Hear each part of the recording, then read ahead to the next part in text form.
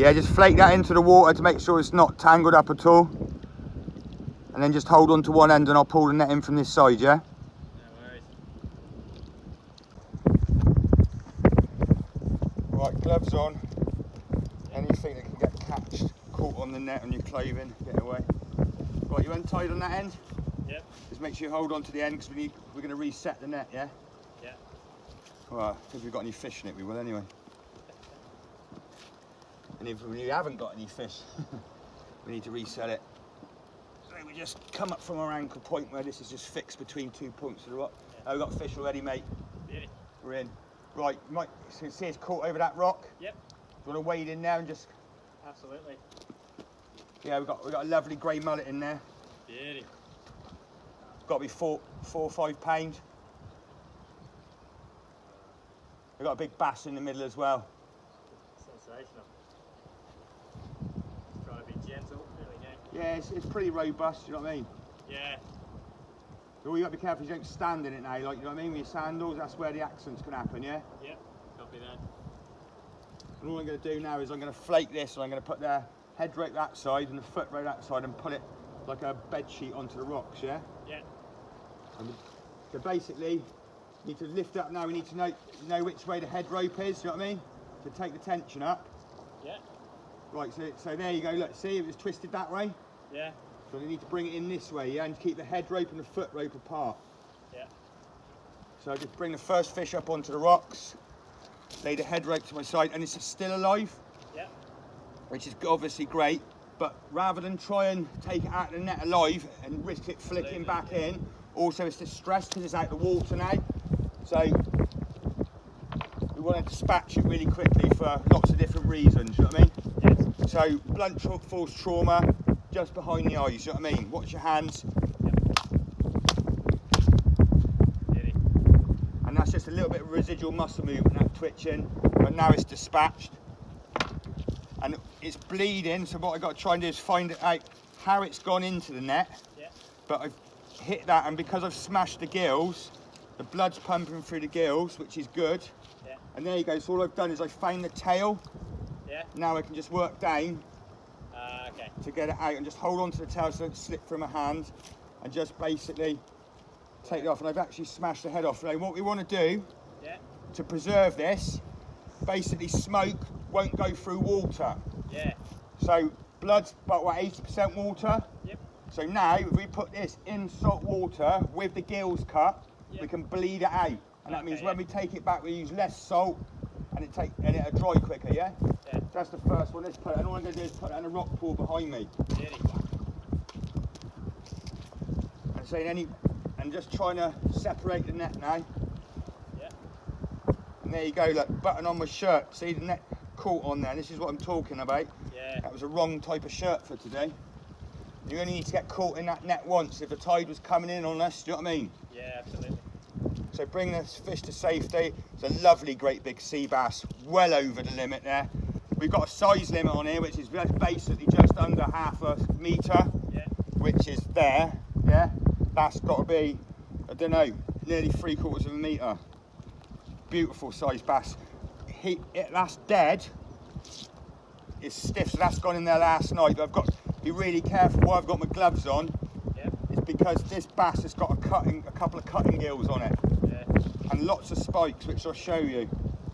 And you probably know the best food is well protected, you know what I mean? Yeah, absolutely. So again, all I'm going to try and do is just find out where it's gone in the net and just try and get the tail. If I can expose the tail, then we can take the fish out. And when it's done, look, I'll show you in a bit, it's gone in there and twisted. You know how I said we designed it with the bags? Yeah. It's gone in there and actually twisted over, and that's why it's not, so it's bagged itself rather than the misconception that they get caught by the gills. Yep. And that's why just having a piece of net stretched straight out is not a gill net. Yeah. And we'll finish that net we started making earlier. Yeah, so it's a bit of a faff. It's a bit like, there you go, just found a place where I can see in, hopefully. Oh no, almost. I got a little bit more to tail out. And if you get to that stage where you really can't work out which way is coming out of the net, try and keep that head rope and foot rope separated, but just give it a bit of a, pick it up like that. Yeah. It's gone twisted. Don't do it over the water. Yeah. But sort of do that, and then just hoping to get lucky and find. So what has happened is bagged up and twisted round the gills there.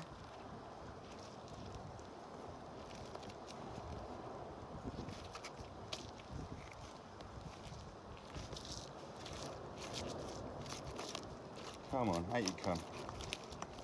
So what I'm just trying to do is just hold not one strand of net, but a couple of strands, and not to rip it, just let the force of the fish like pull down on itself.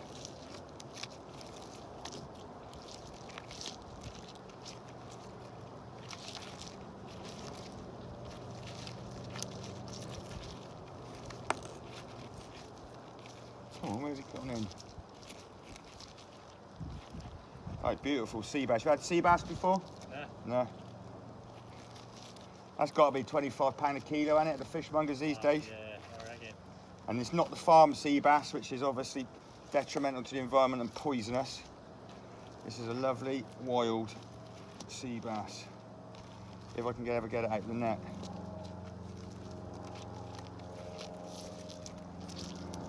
So after all that, I've realised it's gone, swum up and over between the... It's just a case of wiggling, but be really careful with my hands, you know what I mean, not to spike myself and injure myself. Yeah. So I'm only ever holding the net, not the fish. Yeah. And letting the fish drop down, my hands are always above the fish as I'm working the net.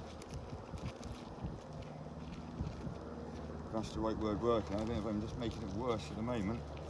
I just cannot find. This is why we allow ourselves plenty of time, do you know what I mean? Yeah. Because this is proving to be. So what I'm going to do now is take any net that's over its face forwards, try and get, hey, found, so that's what you're looking for, is just a way into it, you know what I mean, when there's no net. Yeah. So it was caught up behind its gill coming, just to force that forward. Now I can find a way in, and now I'll go and get the tail back out, yeah? Yep.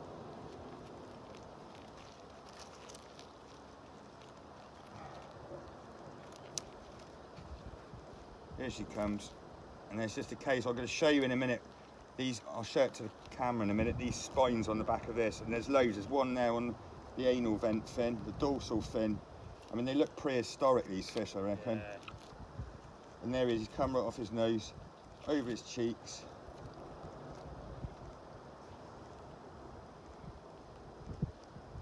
I mean, that's nearly as long as my arm. Beauty. Hectic, brain. That's what we say in Australia, won't we? Hectic, bro. Hectic, brain. If you're watching now, what's he called? Spaniard? Spaniard, yeah. Spaniard, we've been watching you on YouTube. We've got your man here from Australia. I watched you, Spaniard, so I could learn how to speak to him. And I'd say that's hectic, bro. Hectic, bro. Look at that. That's hectic, bro. Right, so what I'm going to do now is just cut the gills. Because even though it's not alive and it's not pumping, we might be able to get some blood out of it. Yeah. So because cutting away from me in and up, yeah? Slash both the gills.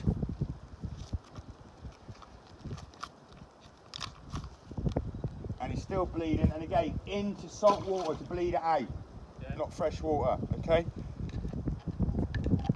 It's hectic, bro, that is. That was hectic getting that out. That was hectic. Right, hopefully that'll be untangled. A little bit tangled there in the middle, look. So Yeah. put it back together. Now, what you're going to do, I should have said, never take a step now. Yeah. Never, because especially on a boat, you step into a coil of rope, boom.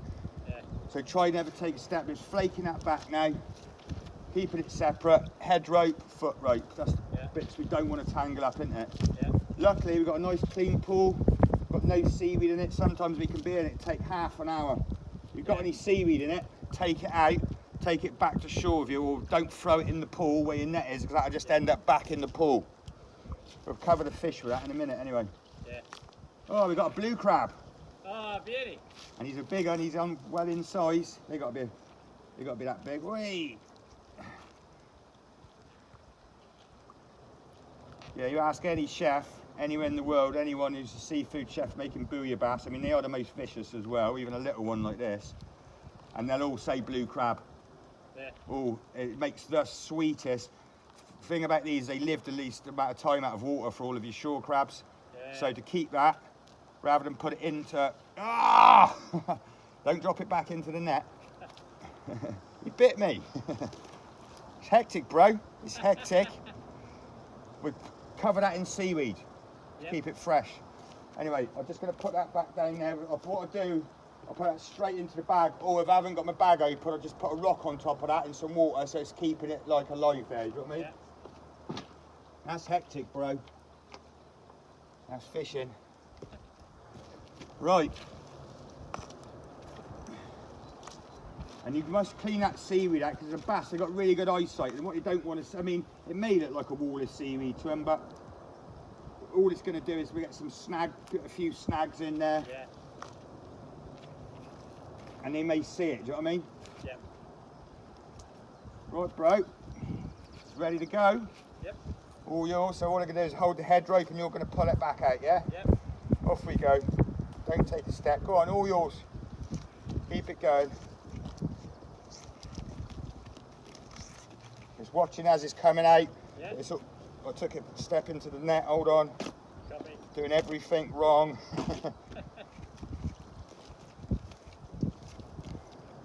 Hold on. Yep. Yeah, go on. Keep it up, keep it up, keep it up out the, don't want to drag it across the rocks. You get caught. Keep it up, keep it up, keep it up, keep it up. Come on, just coming to the end now. Oh, Yep. lovely. He's not snagged. Hold on, hold on, hold on. Copy.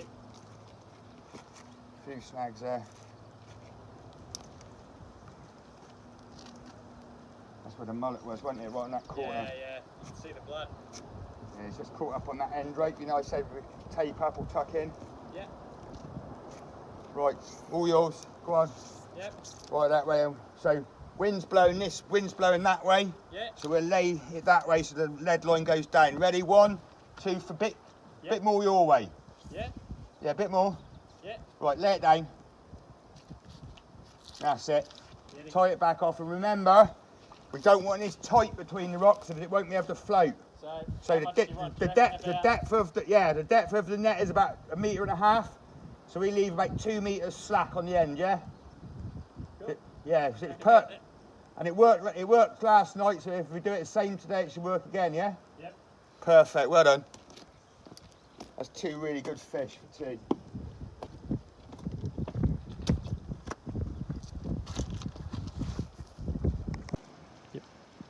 Basically, we just pulled in the gill net we've had across the pool. We've got a stonking sea bass and a nice little mullet. The mullet, as I dispatched it, because this was live in the net and I don't want to work with it live in the net and distress it anyway, I basically smashed its head off and then cut the gills. The blood's gone out in the pool, so we can dry the fish when we're preserving it. Helps it keep a lot better. Basically, the golden rule is smoke doesn't pass through water. So the more water and the drier we can get the fish, the better. The other way, good way of taking the way you take the head off of a fish if it's still alive when you catch it, is 'cause a lot of people can be distressed about it. That's just residual muscle movement. That's just nervous energy and electrical energy that's stored in its body there. I don't know how you say if something's dead, but anyway, the head's off. A lot of people get disturbed with it if the head's on. So just to basically clean it, what we got to be careful of on the bass is we got these gills here. The camera won't be able to pick that up. That's like a steak knife, serration knife, and then we've got a slashing knife here. And they flare their gills up, they hit something, make it bleed, and then they follow it with as prey. Loads of different ways it can defend itself. Dorsal fin, mega spikes on the back of there. Real nasty one back there. Golden rule is we only ever work from our hand, from the head down to the tail. So it's hydrodynamic, and then we can't stab ourselves. So what we'd never do, even with gloves on, is hold the fish here in case it can slide down that way. We only ever hold the fish, or normally hold it by the eyes. Yeah, because that's an easy way to do it. We want to get the guts out of the fish straight away. There's digestive acids in there, which obviously digest food, and they're going to start to create heat. It's basically cooking is the same process. We want to get that out straight away. So we'll start with the mullet, because the head's off, and basically safety first, especially with wet hands. Only ever, don't care who you are, in my opinion, if you ever use a knife towards yourself, you're going to cause yourself an injury at some point. So the basic rule is, especially when we're doing stuff like this, is keep our hand well behind the knife that's not holding the knife and only ever cut away. Because look, this is wriggling. Even though it's dead, I've basically done this before on a boat, cutting that way. The mackerel wriggled, I thought was dead. I slashed my finger down to the bone and I'm out on a dinghy, a 16-foot dinghy, 4 miles out at sea that's tiller steer, which means I need both hands, one for the throttle. And all I had was a pack of cigarette papers and some super glue in my fishing box, and I had to make some butterfly stitches because basically there was blood going all over the place. So yeah, the reason we do that is so in case it moves, all right? So in through the anal vent, up for, I think it's called the pectoral fins on the bottom there, stirrup fins, I can't remember, sorry Tom. Not Tom who's filming on the call, sorry, those bloody, let's get those back, those bloody gills covering, they're going to go in our prawn trap in a minute, and the head is going to go into our lobster and crab trap with the eyes facing out from the door. First thing a lot of animals go for is the eyes. That's the first thing you'll see pecked out.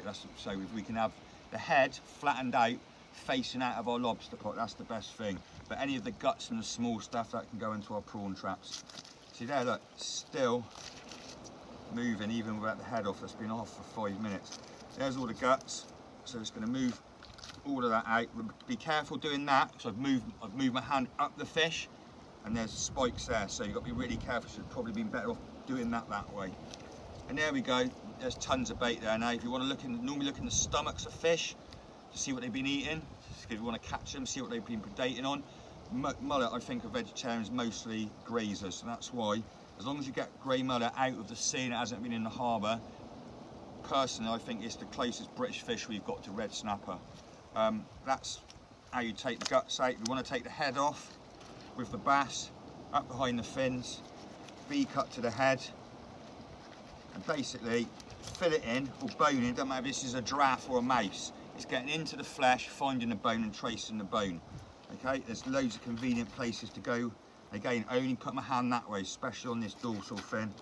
V-cut to the back of the head, those V's meet. Basically, it's got no teeth, not any real teeth on this fish to worry about. And then snap the spinal column, a little bit more of a cut to the head. Need to go down to sever that underneath there, and then should be able to put it backwards and then push it off like that. And most of the time, the guts will stay attached. And if I want that to come out, all I need to do is put my knife into the anal vent there. This is a good way if you can get the guts out. If you want to stuff the cavity of a large fish, then they should be disconnected now and just pull straight out. Most of them, but if not, straight up again between the fins and the bottom,